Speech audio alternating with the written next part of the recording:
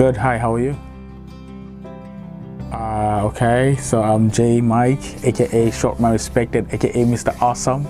Yeah, and I'm a Cameroonian artist based in the UAE and been here for some time and done some stuff. I think it's all grounded to my upbringing. Like when I was a kid, my mother used to always sing, like hum all the time. Not like a musician, but you know, just hum the way, sing the way she could. Yeah, and I think those are the things that actually pushed me when I was young, and I started listening to a lot of music. Yeah, but the most important thing was the fact that when I started listening to American music, especially rap music, I was always amazed by the fact that there were black people singing or speaking in a certain way that was different from the way people used to speak around me. So with all of this, it made me want to speak like those people. Yeah, at the time I had no idea who black Americans were or anything, but it made me want to talk like those people. So the principal thing that pushed me to get into rap music.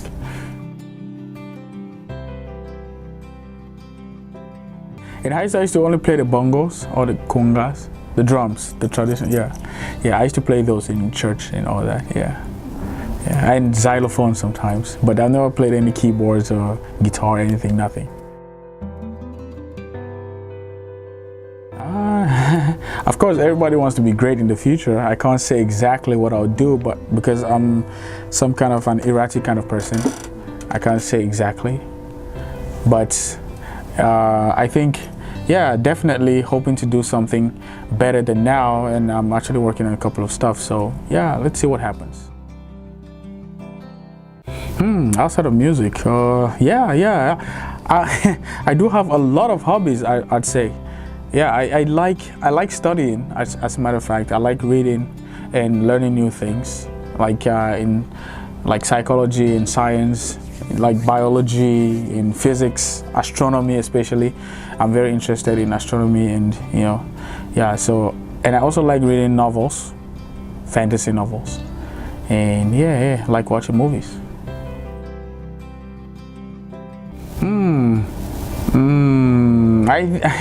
I think I have the ability to adapt to different situations. Yeah, I have the ability to adapt. I think that's one of the things that made me somewhat different, because I can adapt to different situations, and I can learn different things. I don't know, somewhat a little bit easier than normal, but yeah, I do. Personally, this is what I think. Yeah, I think my adaptability makes me a little bit different and makes me, yeah, the person that I am. Yeah. So like I'm from the old school. If you know what old school is, like I'm from back in the day. You know, I started doing music way back. So with all this, we have been, I'm in the group that has transitioned from the old school to the new school, and this is not easy. So we're trying to adapt into the new school system, and I think it has been somewhat of a challenge, but I think I'm getting there slowly but surely. Passionate. So I think, to me, I think music has some qualities, some spiritual qualities that I think it appeals to the mind, and it appeals to our being or our essence. Yeah, so with that, these are some of the things. I think whatever situation I'm in, if I have music, it uplifts me and gives me gives me a better insight of situations. Yeah, when I sing, my mind clears up and I can be able to think about things better. Yeah, I think, to me, this is one of the most important factors about music, the spiritual aspect of it. So I try as much as possible as I'm doing music, to enjoy myself and to have fun. I also do music that connects to my spirit. You know, yeah. My favorite part about being a musician is that I know how to do this stuff. It's easy, you know. Yeah, it's not like going to the office and somebody telling you, hey, you have to do this like this. No, I know how to do music. I know how to write songs easily, and I can record easily. I've been doing it for a long time, so I think this part comes easy to me. The difficult part, I'd say, is the business part of it. I'm not very business oriented, so I'm trying to actually educate myself when it comes to this aspect of music. So I think this would be like the challenging, I won't say difficult, but challenging part of it, yeah, of music right now, especially this time. I think it's great. I think the industry is actually growing. It's growing, I'd say, and I've seen a lot of people coming up these days, a lot of new artists popping up every day. I think that's a great thing. The only thing is, I think most of the artists back home are like in a loop. Like people, there's a lot of great music in Cameroon, I'd say, but people are like in a loop that everything is just staying there. Nothing is going out. People are not changing. Like just a handful of people are, upgrading and getting to another level, and most of the people are just in the same spot. You understand? So I think there's a lot of work that we have to do to be able to change, to make the industry better, but so far so good. I'd say that we are trying the best that we can. The Cameroon and the artists back home are trying the best that they can to, make the industry get to that standard where we want it to be. Actually, it's a very interesting topic.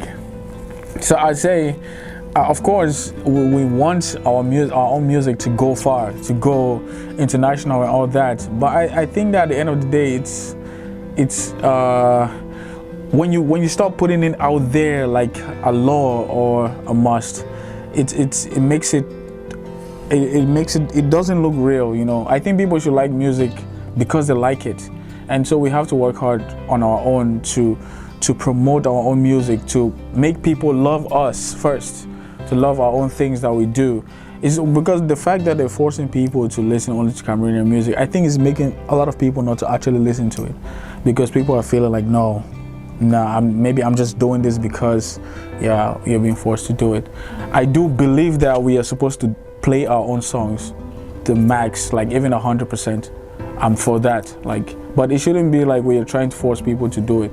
I think Cameroonians actually have to first love the artists and love the music that we do, and so they should be like Nigerians, the way Nigerians do it. Like, you don't have to tell a Nigerian to play their songs. No, they just do it on their own. I think Cameroonians have to be this fluid when it comes to a situation like this. We should be able to support our own. Yeah, it should not be like some kind of law. Not be law. More pusher, more we used to do our own thing. You understand? Yeah, exactly. Like, that's what I was just saying recently. I do accept that we have to play more Cameroonian music, especially when it comes to functions, like when it comes to gatherings or occasions or parties.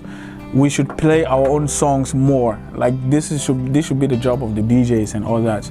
But when it comes to people's personal lives, I think it's based on them to do whatever they want to do. That is their own personal non grata. It doesn't change anything. But we have to love our own music first to be able to get to that level. But in official places, official things like bars, clubs, parties, some occasions, we have to play. We should go for the 80-20 thing. So I've been low-key for a while. One or two things going on in the background that I can't say for good reasons, but definitely I'm still working. I have a couple of guys I'm working with here. I'm working with V2M, of course. I'm working with J Timer and some other guys out here in the UAE, and we're trying to make things better. It's a little bit more challenging for us out here. More than people back there. We have a lot of restraints and a lot of things that keep us, make us, a lot of roadblocks that we have to surmount and put much more effort to be able to pass. So definitely I'm working in the background, and I promise that I'm going to do some things in the coming months. Recently I'm just dropping audios only, and like every month I'm doing an audio. I'm dropping an audio on YouTube, definitely, so please check it out. I would say I admire Stanley Eno. I think Stanley Eno is one of the most controversial artists in Cameroon. Now, people have said all kind of things about him, but his resilience, his ability to stay focused and keep doing what he's doing and to get to the position where he is right now, I think is something that actually gives him much respect. Definitely. See, I put some respect on his name.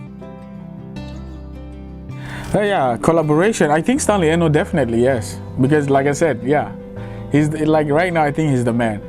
He's the man that's on top, and he's the one doing like most of the stuff. I think, yeah, I do admire like his resilience definitely.